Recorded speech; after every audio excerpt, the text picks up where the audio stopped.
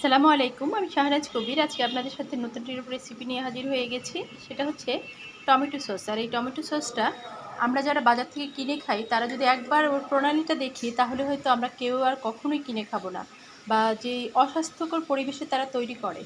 সব ব্র্যান্ড আমি বলবো না, তবে যেগুলো দেখা যায়, যেগুলো আমরা দেখতে পাই, সেগুলো হচ্ছে দেখে কারোই রুচিতে ধরবে না। তাই আমি এটা এইভাবে আমার নিজের ঘরেই তৈরি করে দিই। আর এখন যেহেতু টমেটোর দাম একটু কম আছে, তাহলে নামি দামি ব্র্যান্ডের মতো করে আমরা নিজেরাই তৈরি করতে পারবো। চলুন তাহলে দেখা যাক আমি এটা কীভাবে তৈরি করেছি। আসসালামু আলাইকুম, বিসমিল্লাহির রহমানির রহিম। আমি আজকে যে টমেটোর সসটা তৈরি করব সেই জন্য আমি পাকা পাকা টমেটো নিয়েছি। আর সিজনের টমেটোর দাম একটু কমই থাকে। আর চেষ্টা করবেন একটু বেশি নরম, প্লাস হচ্ছে একটু রং দেখে, যেটা একটু বেশি, যে টমেটোটা একটু বেশি লাল হবে ওটা নেওয়ার জন্য।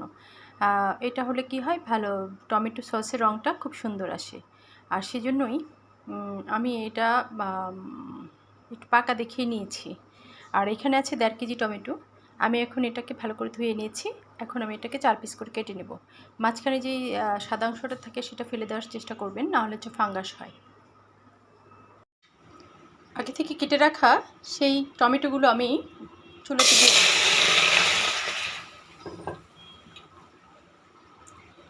দিয়ে দিচ্ছি 4টা শুকনো মরিচ, কয়েকটা রসুনের কোয়া এবং হচ্ছে একটু আদা।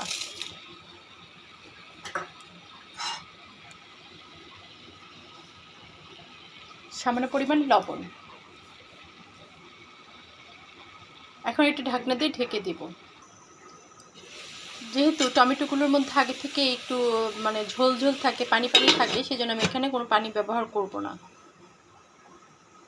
আমি প্রায় 4-5 মিনিটের জন্য সেদ্ধ করতে বসিয়েছি।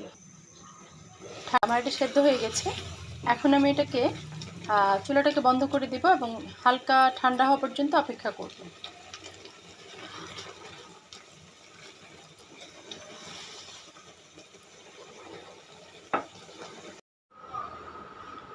সবগুলো পিউরিকে এভাবে একটা চালানোর মধ্যে দিয়ে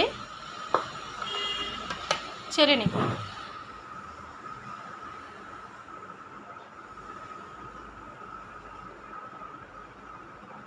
যাতে করে এটার মধ্যে কোনো রকম লাম্পস না থাকে।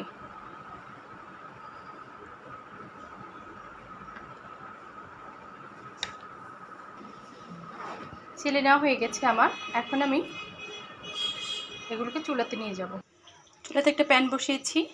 বসানোর পরে আমি যে পিউরিটা করেছিলাম টমেটো দিয়ে দিচ্ছি।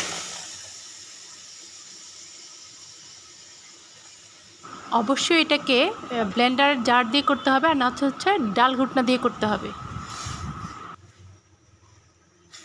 বেশি ঘনও হয়নি, বেশি পাতলাও হয়নি। এখন আমি এর মধ্যে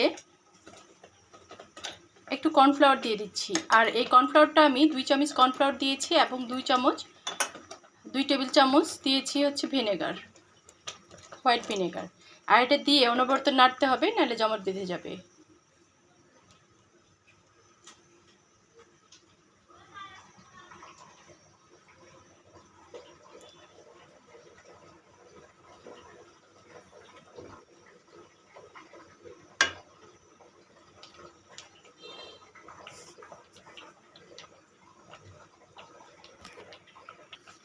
এখন আমি এর মধ্যে চিনি ব্যবহার করব। আর চিনিটা আপনারা আপনাদের স্বাদ মতো দেবেন। আর চিনিটা যে যেরকম চাচ্ছেন টকটা, সেরকম ব্যবহার করবেন। আমি এখানে 1/2 কাপ চিনি দিয়ে দিলাম।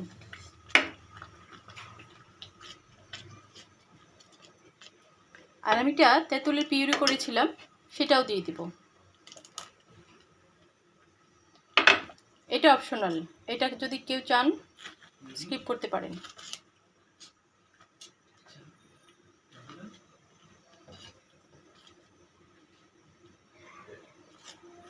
এই পর্যায়ে ঘন ঘন নাড়তে হবে, নাহলে নিচেতে লেগে যাবে।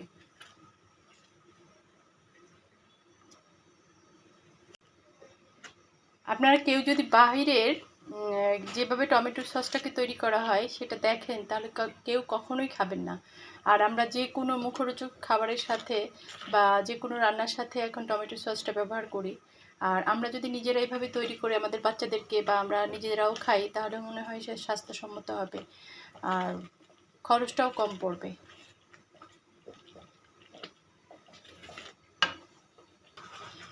এটার মধ্যে একটু বিট লবণ দেওয়া হয়েছে, এটা স্কিপ হয়ে গেল। আর হচ্ছে আমার এই পর্যায়ে এটা হয়ে গেছে, আর এর বেশিক্ষণ টানাতে হবে না। তারপর আমি একটা বাটিতে নিয়ে দেখছি যে এটা হয়েছে কিনা। এটা একদম পারফেক্ট হয়েছে। এখন আমি এটাকে নামিয়ে ফেলবো।